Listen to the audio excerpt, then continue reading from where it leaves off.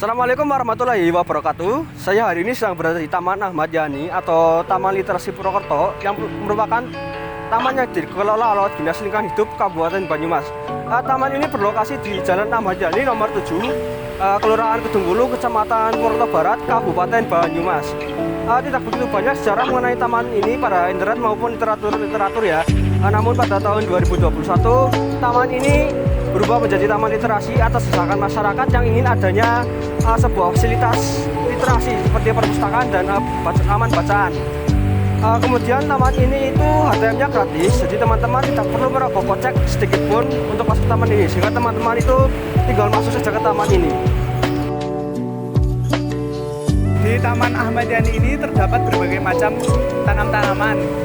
Seperti pertama ada tanaman kayu besar, ada pohon beringin, ada pohon palem-paleman, ada pohon matoa, dan ada pohon gelodokan tiang.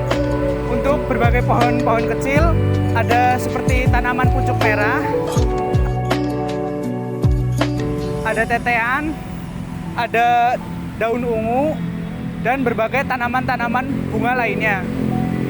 Untuk tanaman berkayu berfungsi sebagai peneduh angin supaya rindang, penghalang angin, dan penyerap karbon dioksida. Untuk tanaman-tanaman semak berfungsi di sini sebagai pembatas tempat dan juga pengarah pandangan. Untuk tanaman bunga-bunga digunakan sebagai penghias untuk memperindah lingkungan tanaman. Mari kita melihat fasilitas-fasilitas yang ada di Taman Ahmad Yani atau Taman Literasi Purwokerto. Fasilitas-fasilitas yang ada di taman ini itu cukup lengkap. Nah, yang pertama itu ada musola yang bangunannya ini terbuat dari bambu-bambu dan juga disertai adanya lampu-lampu yang memperindah musola ini. Baik, selanjutnya ada fasilitas kamar mandi. Kamar mandi di sini itu cukup lengkap, yaitu ada toilet untuk pria dan juga wanita, dan juga bangunannya ini cukup menarik karena terbuat dari bambu. Kemudian juga fasilitas di sini dilengkapi oleh tempat wudhu yang bisa digunakan oleh para pengunjung.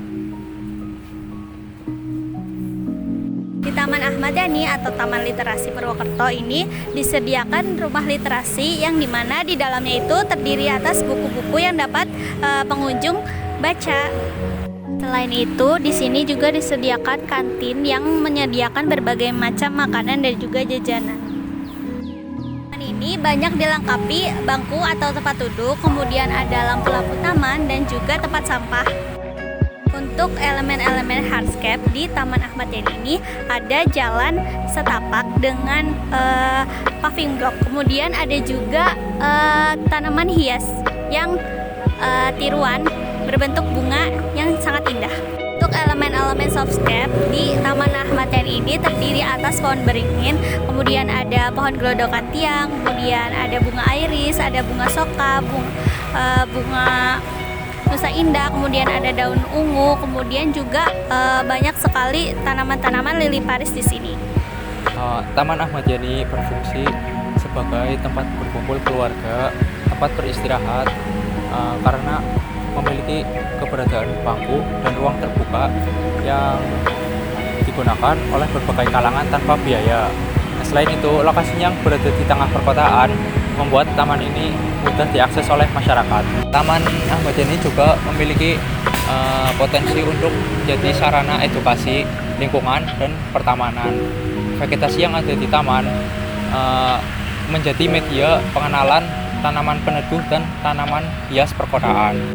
Taman Ahmad Yani juga berfungsi sebagai ekologis karena tanaman-tanaman di sini dapat menyerap karbon dioksida, menghasilkan oksigen, mengurangi polusi udara, serta menurunkan suhu lingkungan sekitar. Pohon-pohon di sini juga dapat menyerap air hujan sehingga mengurangi limpasan permukaan di area perkotaan.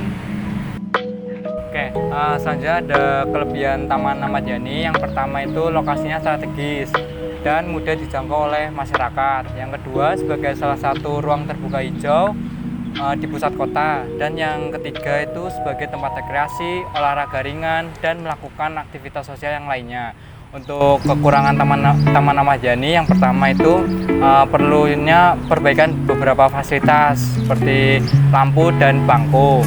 Yang kedua itu di beberapa area masih kurang terjaga kebersihannya. Dan yang ketiga itu jika pada malam hari terlihat lebih gelap, bisa dibilang kekurangan penerangan. Dan untuk rekomendasi perbaikan, yang pertama itu meningkatkan perawatan fasilitas seperti mengganti lampu yang mati dan merenovasi bangku yang keropos. Yang kedua itu menambah jumlah tempat sampah dan menambah jumlah tenaga kerja kebersihan. Terus yang terakhir itu menambah jumlah penerangan agar pada malam hari itu tidak terlihat lebih gelap. Jadi kesimpulan yang dapat kami ambil adalah Taman Ahmad Yani ini merupakan taman yang berada di tengah kota Purwokerto, atau tepatnya itu berada di desa Kedungburung, Kecamatan Purwokerto Barat, Kabupaten Banyumas. Taman Ahmad Yani memiliki berbagai macam tanaman seperti tanaman beringin, palem-paleman, paucuk merah, tetean, daun ungu, dan berbagai tanaman lain. Taman Ahmad Yani juga memiliki fasilitas yang cukup lengkap dan juga terdiri atas elemen-elemen hardscape dan juga softscape. Taman Ahmad Yani juga memiliki nilai fungsi sosial, edukasi, serta ekologi yang sangat baik. Taman Ahmad Yani ini juga memiliki kelebihan dan kekurangan yang perlu dievaluasi untuk keberlanjutan ke depannya. Sekian, terima kasih dari kami. Wassalamualaikum warahmatullahi wabarakatuh.